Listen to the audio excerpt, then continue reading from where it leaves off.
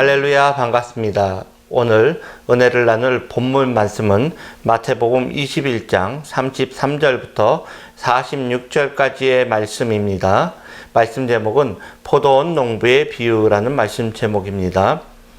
다른 한 비유를 들으라. 한 집 주인이 포도원을 만들어 산 울타리로 두르고 거기에 즙 짜는 틀을 만들고 망대를 짓고 농부들에게 새로 주고 타국에 갔더니 열매 거둘 때가 가까우매 그 열매를 받으려고 자기 종들을 농부들에게 보내니 농부들이 종들을 잡아 하나는 심히 때리고 하나는 죽이고 하나는 돌로 쳤거늘 다시 다른 종들을 처음보다 많이 보내니 그들에게도 그렇게 하였는지라. 후에 자기 아들을 보내며 이르되 그들이 내 아들은 존대하리라 하였더니 농부들이 그 아들을 보고 서로 말하되 이는 상속자니 자 죽이고 그의 유산을 차지하자 하고 이에 잡아 포도원 밖에 내쫓아 죽였느니라. 그러면 포도원 주인이 올 때에 그 농부들을 어떻게 하겠느냐? 그들이 말하되 그 악한 자들을 진멸하고 포도원은 제때에 열매를 바칠 만한 다른 농부에게 새로 줄지니이다. 예수께서 이르시되 너희가 성경에 건축자들이 버린 돌이 모퉁이의 머릿돌이 되었나니 이것은 주로 말미암아 된 것이요 우리 눈에 기이하도다 함을 읽어본 일이 없느냐.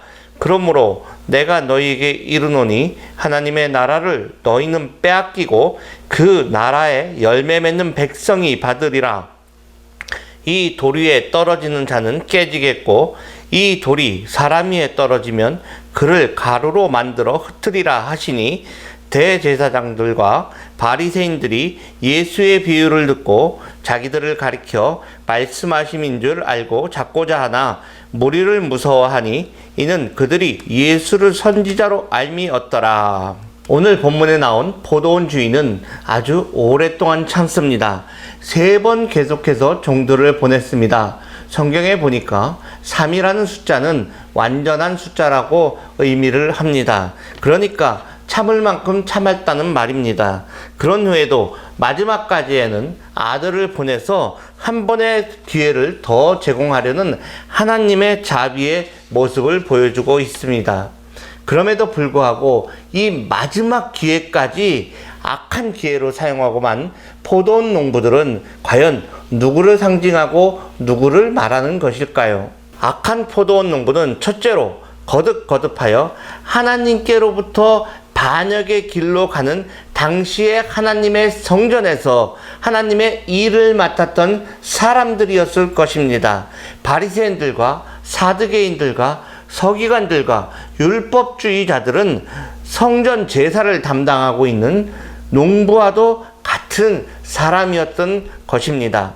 오늘 본문 마지막 부분에 보면은 서기관들과 대제사장들이 예수의 이 비유는 자기들을 가르쳐 하신 말씀인 줄 알고 즉시 잡고자 하되 백성을 두려워하더라라고 하였습니다. 죄를 지으면 제발 저린다는, 도둑놈이 제발 저린다는 그러한 표현의 말이 있습니다. 죄인은 누가 쫓아오지 않아도 뒤돌아보면서 도망간다는 말씀도 성경에 나와 있습니다. 이들은 자신들에게 포도원을 맡긴 포도원의 본래의 주인을 인정하지 않고 하지도 않았습니다. 마땅한 책무도 지지 않았습니다. 행하지 않았습니다. 오히려 하나님께서 보낸 선지자들을 돌로 쳐 죽이는 그러한 악행을 범하였던 것을 우리는 알고 있습니다. 마태복음 23장 37절부터 38절에 보니까 예루살렘아 예루살렘아 선지자들을 죽이고 내게 파송된 자들을 돌로 치는 자여 암탉이 그 새끼를 날개 아래 모음같이 내가 내 자녀를 모으려 한 일이 몇 번이냐. 그러나 너희가 원치 아니하였도다. 보라 너희 집이 황폐하여 버림바 되리라고 하셨습니다. 이처럼 반역을 거듭하는 이들에게 예수님은 최종적으로 하나님의 아들로 온 자신마저 거부하고 버리지 않도록 배반하지 않도록 경고를 하고 있는 것입니다. 그리고 주님은 결국 자신도 그들의 손에 잡혀서 건축자의 버린 돌처럼 그렇게 순환을 당하고 십자가에 달려 돌아가신다는 것을 미리 알고 말씀을 하신 것입니다.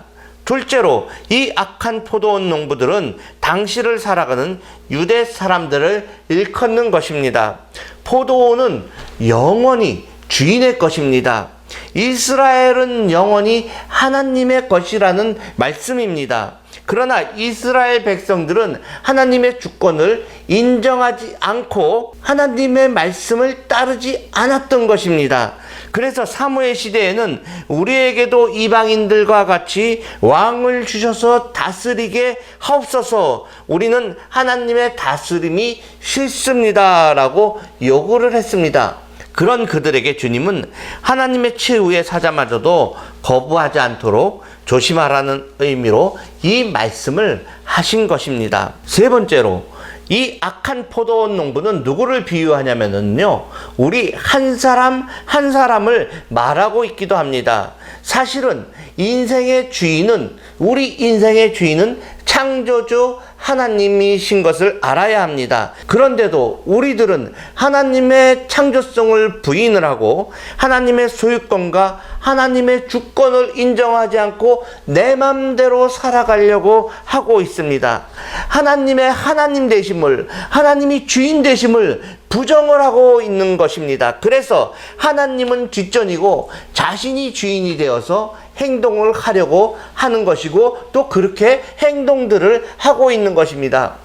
오늘 성경에 보니까 하나님은 선지자 종을 보내셨습니다. 그리고 회개할 기회를 거듭 주는데도 불구하고 그 기회를 계속 놓쳤습니다. 하나님의 인내를 조롱하고 업신여겼습니다. 하나님의 사랑을 악용을 했습니다. 멀리서 종만 보내니까 주인을 우습게 본 것입니다. 가까이 있지 않으니까 주인이 멀리 있는데, 아주 멀리 타국에 가 있는데 우리 곁에 와서 언제 우리를 혼내겠는가. 그리고 상습자이며 유업을 물을 그 아들마저도 그들은 죽여버리고 그 포도원을 불법으로 차지해버리고 만 것입니다. 예수님 당시에도 그랬습니다. 예수님을 죽여버림으로써 하나님 나라를 땅에 속한 나라로 바꾸려고 했던 것입니다. 그러나 마지막에 포도원으로 돌아오신 아들 되시는 예수 그리스도께서는 지금까지 어떻게 했든지 간에 이제라도 아들로 상징되는 예수 그리스도를 영접하고 구원을 얻게 하시겠다는 그러한 말씀을 우리들에게 하신 것입니다. 요한복음 3장 36절에는 아들을 믿는 자는 영생이 있고 아들을 순종치 않는 자는 영생을 보지 못하고 오히려 진노가 그 위에 머물러 있느니라고 말씀을 하셨습니다. 오늘 이 비유는 그러면 포도원 주인이 올 때에 이 농부들은 어떻게 하겠느냐라는 말로 끝납니다. 이 비유는 제자들에게 자신감과 확신감을 주고 적대자들에게는 하나님께서도 인내의 한계가 있다는 것을 말씀을 하시는 경고가 됐을 것입니다.